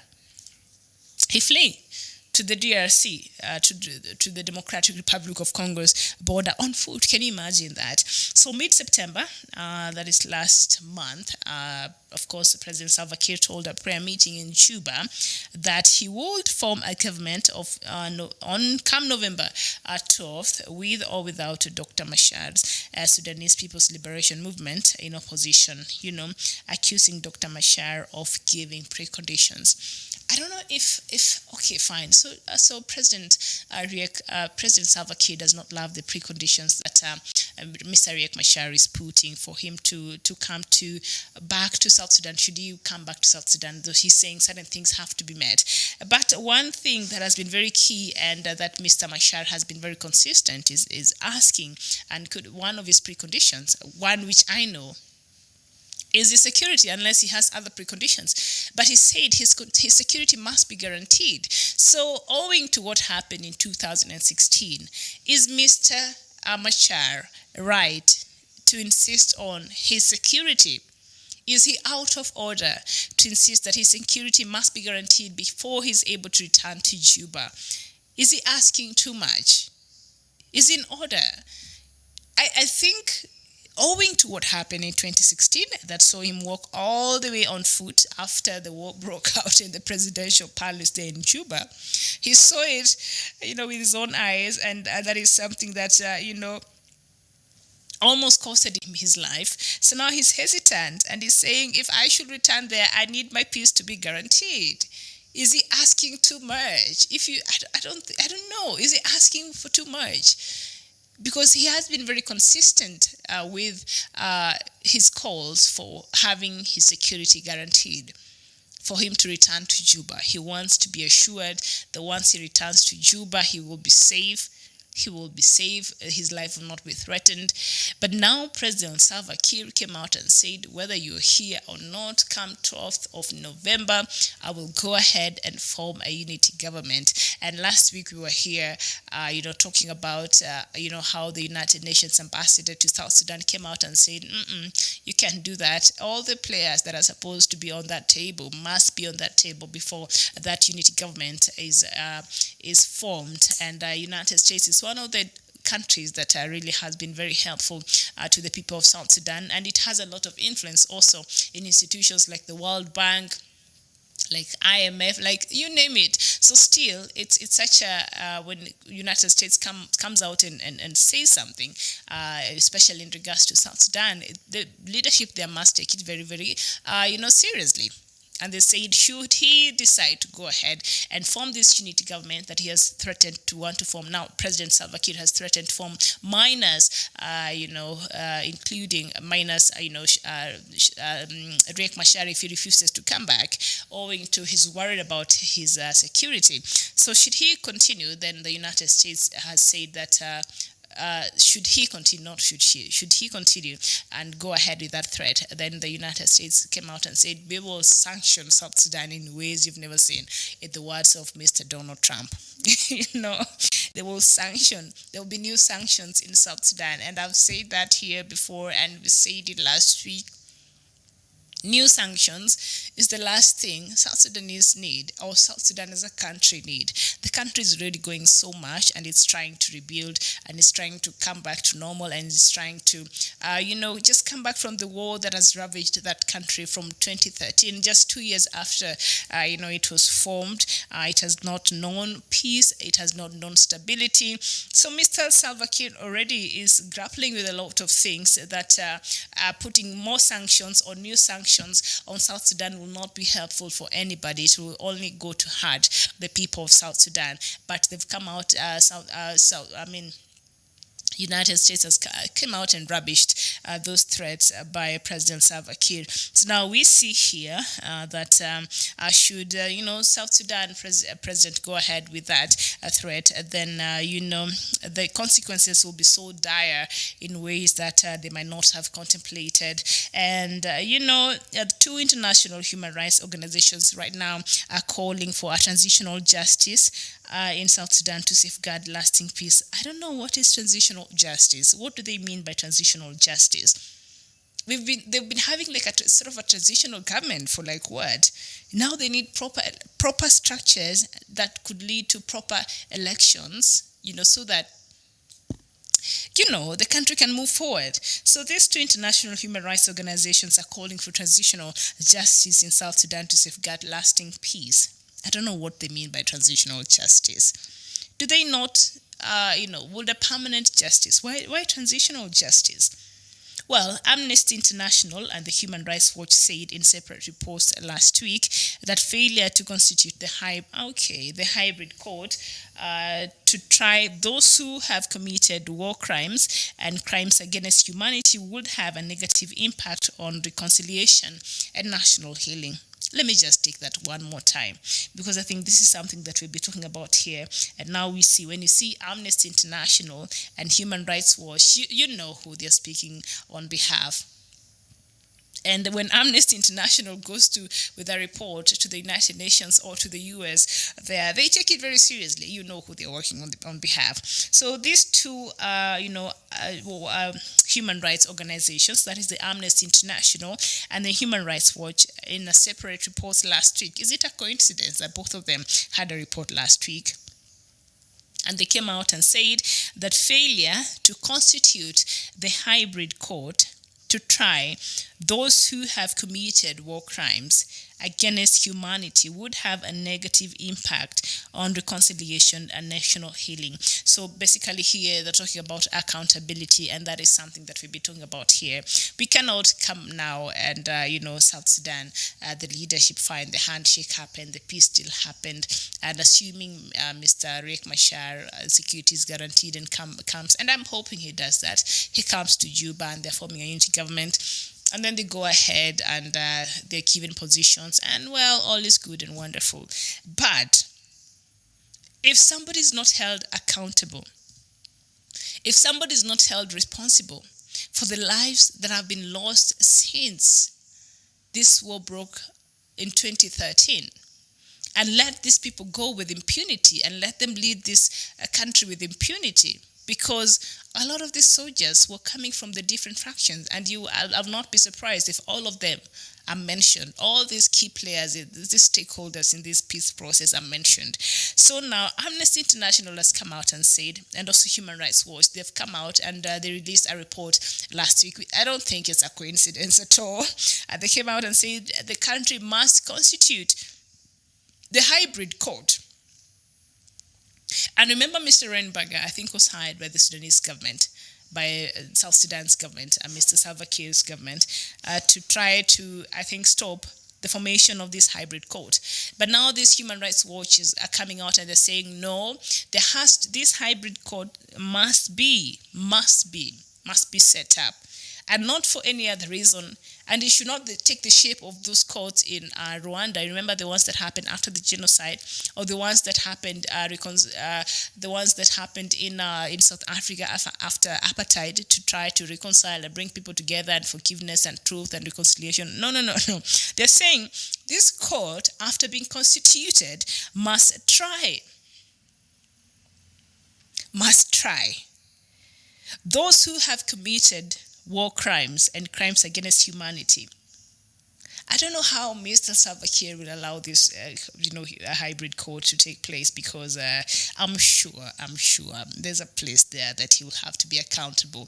I'm sure Dr. Riek Machar, there's a place there he'll have to be accountable, because a lot of their soldiers, people who they had great command on, are the ones who committed a lot of these atrocities.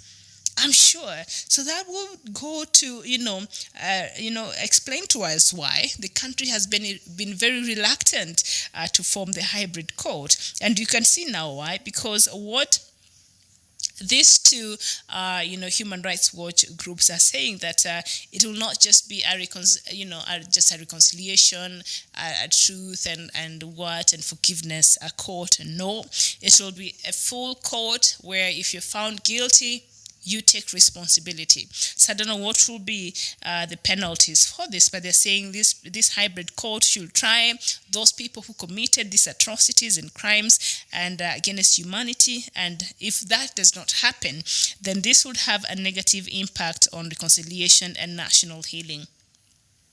I don't know if it is the other way around. Do you think by setting up this court, the hybrid court, and trying these people that are responsible and who perpetrated the war crimes and crimes against humanity, should they be tried and brought to book? And like I said, it is expected that, the people, these stakeholders up there, these people who are involved in the peace deal, they will be mentioned. Because it's under their orders that a lot of things happen, under their watch. So at some point, they will take up responsibility for some of their contribution towards what is happening in South Sudan today, whether they did directly or indirectly. But, President Salva Kiir, Riek Machar, and other stakeholders, I will not be surprised if they'll be mentioned, during such a proceeding in the hybrid court. So that could be why they're reluctant, because they know they'll be mentioned. But now, should this go ahead and this hybrid court is formed, will it cure what is happening, or would it bring reconciliation and national healing, or would that negate that? Would it really achieve that? Will it bring reconciliation and national healing? And for reconciliation and national healing, for it to be achieved there, what will be another alternative? Will bringing these people to justice, the people who committed these war crimes and crimes against humanity, should they be tried in this hybrid court? Will this make the people who are suffered heal? Will this give them a closure? Will this help in bringing the country together? Will this negate the efforts of the peace, the fragile peace in South Sudan? Will this be counterproductive, this hybrid court? What these two human rights organizations are suggesting, full accountability, and for those who committed to be brought to book. My cue, those who committed, or those who these things are committed under their watch, would include the leadership of South Sudan. So how will this? It will be such a fragile balance, fine. And I think here we've been very clear. The reason why people get away with these things that they do, especially in these countries in Africa, and particularly in South Sudan, is because nobody has been brought to book. We see Omar al-Bashir right now. He's been protected by the military there in Sudan, even after having a warrant of arrest over his head, over the killings that happened in Darfur, and their counter arguments towards that. So people can just do whatever they do, and that's why even when the protesters were protesting there in June, you see Janjaweed came out and killed several others, and Janjaweed also killed so many people in Darfur, of course, with other groups that were participated in this, not just the Janjaweed, not just the Sudan's government. But the reasons why they keep doing this and they keep coming up, and not just in Sudan, in South Sudan or across board, especially in Africa, is because there's the element of lack of responsibility.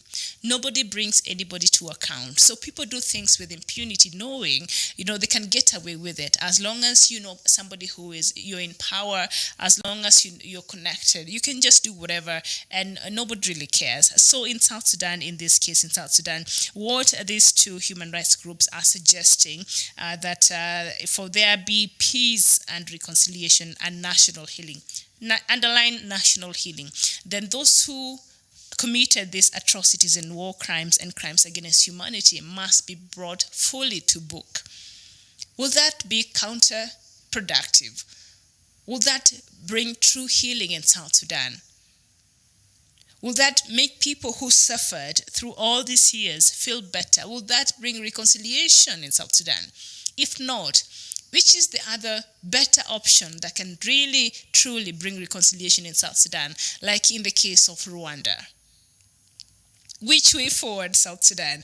I didn't even intend to talk about this very deeply, but as I was reading that news item, that part really captured my eyes there. And since the war started in 2013, over 400,000 people have died, and hundreds of thousands have been misplaced, and countless people have been raped, tortured, forced into marriages, arbitrarily detained, or made to disappear by both government and opposition forces. It's a lot going there for South Sudan. So we see, and of course, now today is the 14th of October. That means South Sudan has less than a month to constitute the unity government, and for Machar to come back to Juba. And I hope he does come back to Juba, because that will be for the good of South Sudan. Let me just read some of your comments here. Bonyang, you're saying you're watching from Australia. Thank you so much. Attorney Poch North, you're saying good morning. Comrade Miriam. I'm a comrade now. Good morning. It's good afternoon here. I don't know what time is it. I don't know where you are. But thank you so much for watching. I assume are you in Australia? I don't know. Ponyang, good point. Which point now? And Biar Gerang, thank you. Nice to see you here. You're saying President Salva Kiir, Mike Yardit, and Dr. Riek Machar. They will be at ICC very soon if there are no peace in South Sudan. I think they better work something out, because you know what, for the good of the people of South Sudan, and we will continue talking about it, and we will continue bringing it to the world's attention until these people learn to put the country first above themselves. So something else ridiculous that happened over the weekend. Have you heard Dr. Matsanga here is saying that there are planes that go to the DRC in the forest, they disappear, then apparently they're getting the diamonds and the minerals there, and then, the big planes, because there's no tourism in the DRC Congo, owing to the years of conflict and the chaos that has been happening in that country. You've heard Dr. Matsanga say that time and time again here. So now, this could play into that argument. A cargo plane that was providing logistical, and they've put it in quotes, logistical assistance for a trip by the Democratic Republic of Congo's President Felix Tshisekedi has gone missing.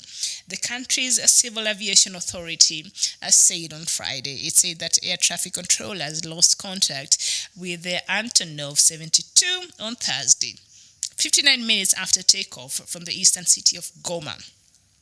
Now, the plane carrying 4 crew and 4 civilian and military passengers was providing logistics, and by providing logistics, they've put that in quotes, for the president. The authorities' Director General Jean Mpunga said in a statement the aircraft carrying 6 hours worth of fuel had been scheduled to land in capital Kinshasa late afternoon.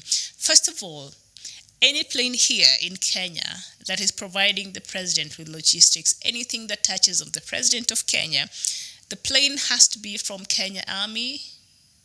It's not just any plane. It has to be under, the military forces in this country. So not just any plane can provide any kind of logistics for the president. So this plane was apparently providing logistic logistics for the president of the Democratic of Congo, Mr. Felix Tshisekedi, and he disappeared 59 minutes after takeoff. So they don't. That was on Friday. So they don't know. It disappeared on Thursday, and this news was made known on Friday. So it had carrying 4 crew and 4 civilian and military passengers were in it. So how many people were there? Maybe about 10. They did not make it very clear, but we know there were 4 crew members and 4 civilians and military passengers. So they're not saying how many military passengers were actually present in that plane. So what is happening here? How does a plane, providing logistics to the president just disappear out of the radar from Thursday until today? It has not been reported, that it has crashed. That has not been reported because they would have known. I think they would have known. And they're not saying exactly where, they're just saying it took off from the Goma. They're not saying did it disappear in a forest? Did it disappear? They're not saying, so what is really happening here in Congo, President Felix Tshisekedi? And why would a plane that is not from the military be doing providing any kind of logistics to the president for the sake of security and the well-being of the president and the people around him or anything that touches on him? Why would anybody want to use a plane that is not a military plane for the president? What kind of logistics was this plane providing for the government of Felix Tshisekedi? What's really going on there on the DRC?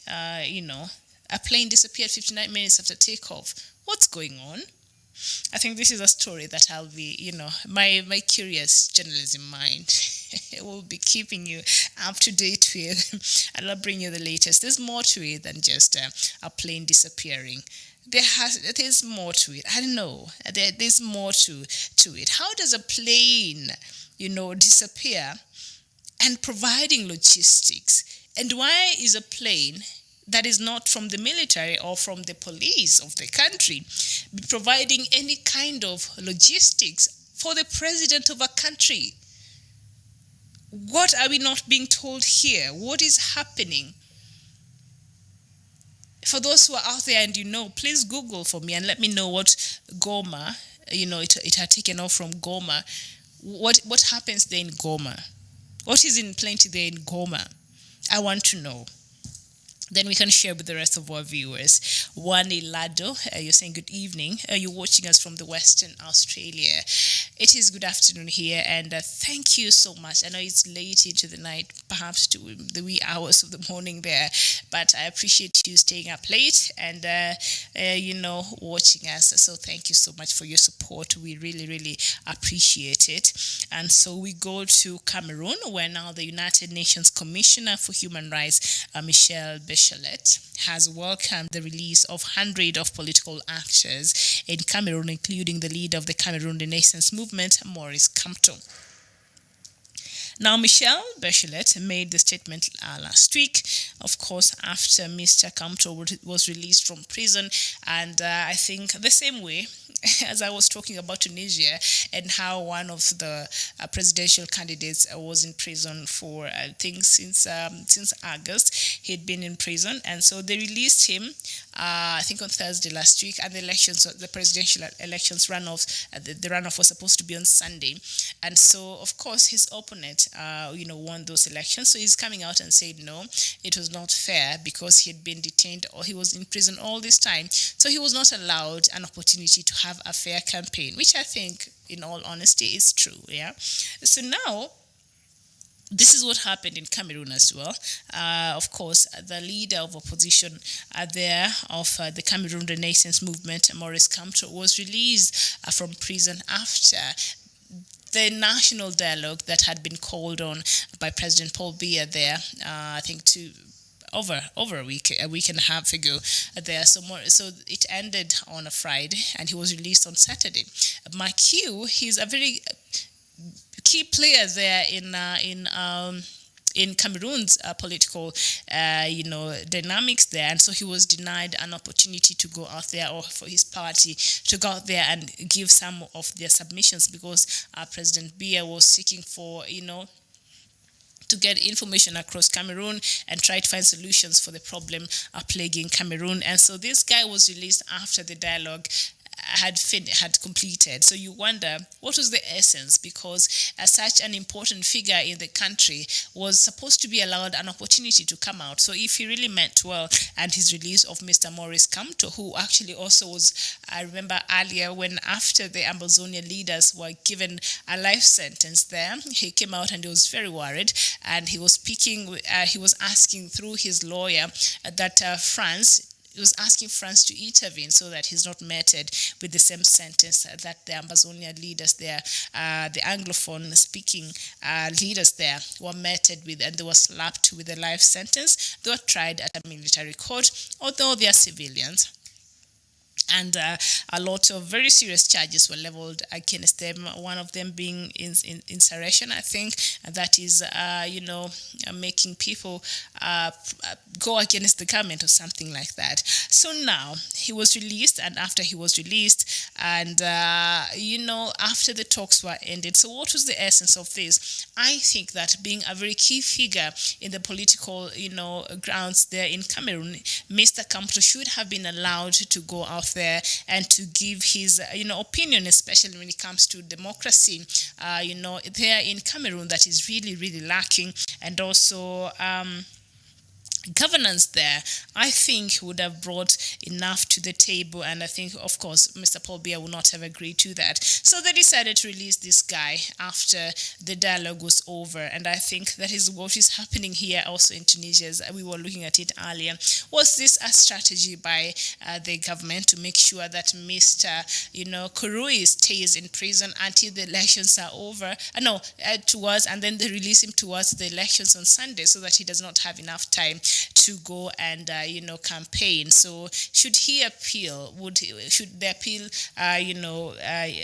sail through? Because he's threatening to appeal and saying that he was denied a fair chance to campaign, which I think he has a point, because the guy has been campaigning from prison, but still people voted for him in the first round. So this was a runoff, He came second, but he's that elections that happened yesterday with the leader there, Mr. What is his name? I'm forgetting his name. But, leading with about 76% of the votes. That is sweeping victory there. But Mr. Kurui has come out and said, no, I'll go out and challenge that because I was not given an opportunity to have a fair campaign. And Abdi Samad, I see you here. Good afternoon to you, wherever you're watching us from.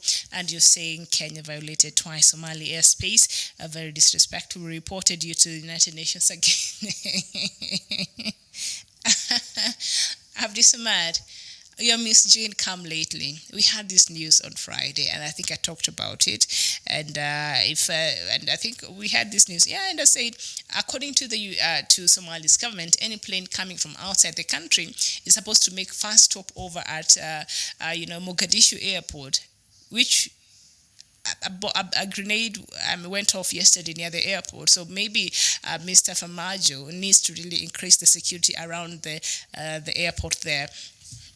But that notwithstanding, and it is said that a plane came all the way from Kenya and went to Kismayo, and that angered the Somali government. And I think I was reading somewhere in the morning, I can't remember, that Somali has called it, was it the Kenyan ambassador there in Somalia to talk to, I don't know, something like that. But I saw something like that. I wish I would have looked earlier. This happened again. This happened again on Saturday.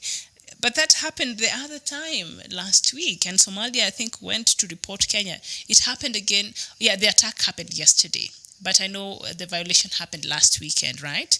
Yes, the plane that came from Kenya that did not stop at Mogadishu airport as required by Somali authority, and it went all the way to Kismayo. So that is that. VR Garang, you're saying, Miriam, let me aware you that DRC Congo is a business place. It seems the president used aircraft for his own logistics. That is why I'm wondering, our president, a sitting president, using just a plane that is not from the military to do logistics, providing logistics. And what kind of logistics are these that the official planes that are designated for the presidency will not do, that are safer, that are secured, that are supposed to be doing that? But instead it was another plane that was not so that is very interesting there. So that is something that I will be following very, very keenly. So now, as we know that we are waiting in Kenya here for the BBI report, one of our viewers earlier had asked, what is this BBI report? Well, the BBI report is the Building of Bridges report that the committee has been working on, and we're expecting it to be made public or to be presented to the president before the 24th, as the team has until the 24th of this month to submit that report. Now, of course, they walked across the country seeking for views from Kenyans and seeing what they would want to see included in that. And there's a certain youth group that the BBI team was able to meet, and we're just looking at what are some of the expectations from the BBI report. So these are some of the submissions that a certain youth group submitted during when the BBI report was taking Kenyans' opinions across the country. And they said first, they proposed that the leader of opposition be automatically nominated as the leader of minority in the National Assembly, while his running mate to be nominated to the Senate as the leader of the minority party. Is it not like that? According to the initiative, this youth initiative that brought its, recommendations there, this will strengthen the opposition to enable it to keep the government in check. Well, last time I checked in Kenya here, the opposition is in bed with the government, so there's not been a lot of opposition. In fact, there's no opposition in government party itself. So that's where we are in Kenya right now. So, of course, after the handshake, now that we are talking about now the second change, this youth group had suggested this would target the formation of the cabinet by a sitting president, like we used to have it, a long time before the promulgation of the new constitution. All cabinet secretaries or all ministers came from the elected members of parliament. The president would appoint a few of them from there. But according to a new constitution, they found that to be very counterproductive, and so they said all the ministers that will be elected, or the cabinet secretaries as we call them now, should not be politicians. And we were looking for people who had, if it's a minister of health, a CS for health, who had actually experience in that, so they wanted to hire basically professionals who would help the president, who knew what they were doing, and not politicians. And that was supposed to separate politics from agendas, developmental agendas in the country. But that has not happened. If you see all the politicians, especially President Uhuru Kenyatta in his first term, all people who failed, in the elections, they were just being rewarded by the different positions in the ministries, So that part that our new constitution wanted to address, this leadership and the other one failed to meet that threshold. And I think when the drafters of this constitution were looking at that point, there was a reason as to why. So we've seen a lot of cabinet secretaries who were supposed to stay away, from politics, but instead these are people who failed from, clinching the seats of constituencies or senatorial seats or whatever it is that they were running, but because, they were surrogates of the ruling party, they were awarded these ministerial, positions. You see CS Balala, he was a former strong member of ODM party. He was a member of parliament in Mvita constituency. He failed. I think he wanted, I don't know what post. And we've seen Akina Mwangi Kiunjuri and others. So it has failed in that regard. And the people who are drafting this constitution wanted politics to be separated from matters, developmental agendas of the country. But here we are. the political patronage that we have, not just in Kenya but across Africa. It is what we have to grapple with. So that part, I think we have failed to meet that threshold of the Constitution. So now, those are just some of the things that this team was going around the country. This team suggested to the BBI group, and the BBI team has since denied that they're out to prescribe a referendum to cure the country's ills. Remember, there has been calls for referendum, especially led by, NASA leader Raila Odinga, and of course the other side of the political divide, has said no. We cannot have a referendum because this referendum only serves to create more positions, and we do not want people to come to just want to vote in because they want positions increased in Kenya as it is right now. We cannot have more positions, and so the side led by Deputy President William Ruto is against anything referendum. But also, as we were speaking here on Friday, we've seen some leadership from the central Kenya also who are trying to warm up to the Prime Minister, according to a newspaper article here we are reading on Friday. And because of Raila Odinga insisting on wanting the executive premiership, and this being returned in the Kenyan constitution, it's not sitting well with them. So I don't know how this will work for Raila Odinga. And so there has been some allegations that referendum will be part of some of the things that BBI team will come out with. But, the report is not out there yet.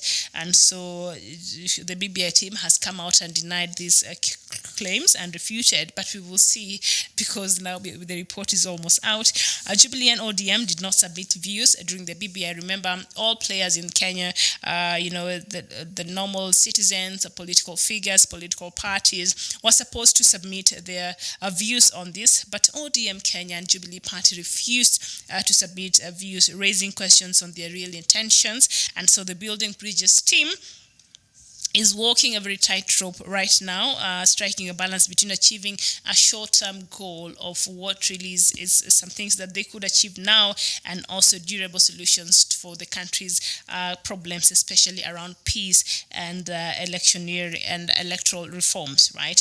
So the BBI team finished collecting views in August, and against the backdrop of growing pressure from the political class to hold a referendum to change governance structure and add executive positions, and this has brought a lot of contention, especially in the ruling elite and the political class. However, the leading political parties have given the 14-member team a wide berth. They did not show up, so we don't know why. They don't want the referendum. Others want the referendum, but they did not show up. But I'm sure that perhaps they must have. Yes. So they did not show up because they did not want to look like they're actually pushing for any kind of agenda. But I'm sure they must have sent some people to take their views there. I know the politics of this country. So they want to act as if they did not show up to give their views.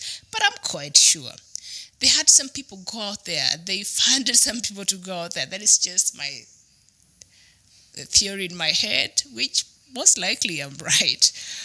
So that could go out there and represent their views and their agendas. And analysts argued that their non-appearance now is deliberate, so they don't appear to be setting any kind of a referendum agenda for the BBI. Smart, but not too smart. Kenyans are too smart for that. And the BBI team is the product of course, President Uhuru Kenyatta and Opposition Chief Raila Odinga's March 9th, 2018 handshake that brokered the political truce. So now, remember, the Punguza Mzigo has been happening in this country that is led by, Third Way Alliance leader, Mr. Ekuru Aukot, and has been going through other county assemblies to try to get, support, but has been largely rejected. And this Punguza Mzigo bill was seen as countering that of BBI, but so far it has not been very successful. In fact, just yesterday, the National Speaker of the Assembly, Mr. Justin Muturi came out and hailed all the county members that have not voted for this bill. He said that this bill by Third Way Alliance, led by Mr. Ekuru Aukot, deserved to be scrapped since it aimed at scraping off the positions of nominated women representative posts. which I think that is very, I'm a woman, and fine, we want women into leadership, but this formula, even this women representative post that we've been having in this country, I don't know what these women have been doing very much in parliament. I'm yet to see any tangibles, and I am a woman, and I'm all for women empowerment and more women in positions. But on this one, I know it might not sit well with a lot of women here in Kenya, but on this one, on just that one point, I think I must probably agreeing with Mr. Aukot. This position of nominated women representative, I don't know. I don't think we need it. I think they should find another formula to make sure that we have a gender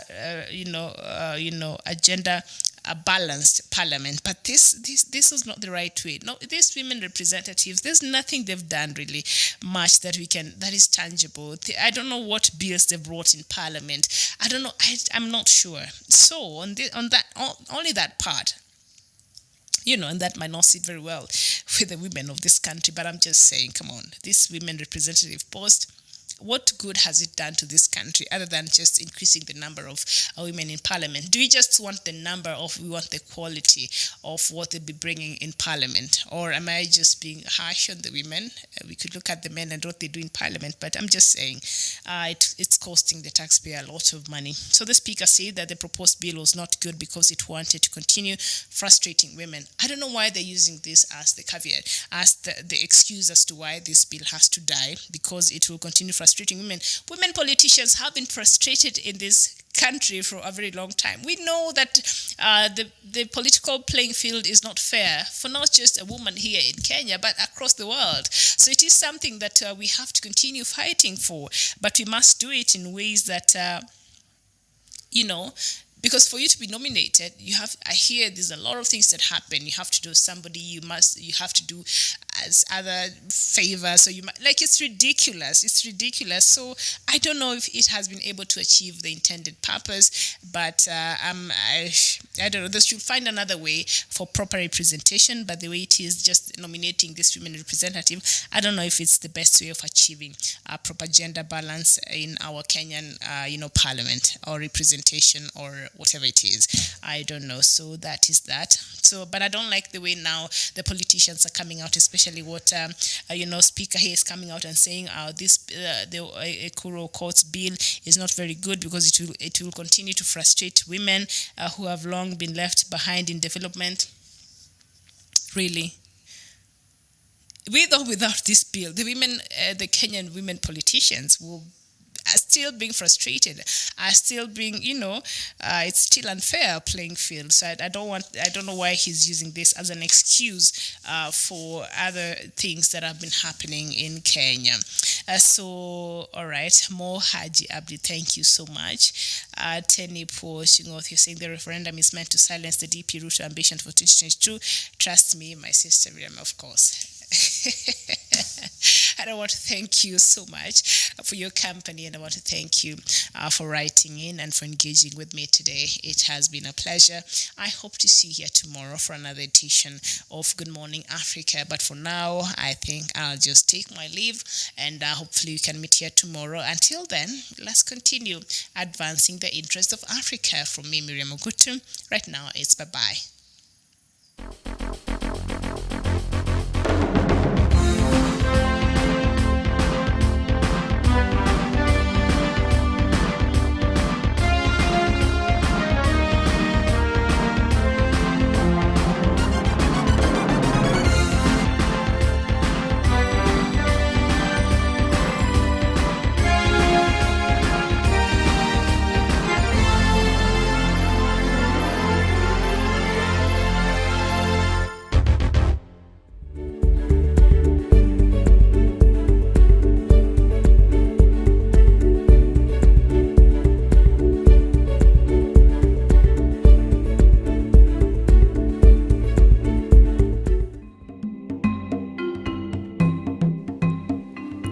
I want to call upon the people of Abazonia today, wherever you are in the diaspora, in Abazonia itself, that in a struggle you are bound to have divisions.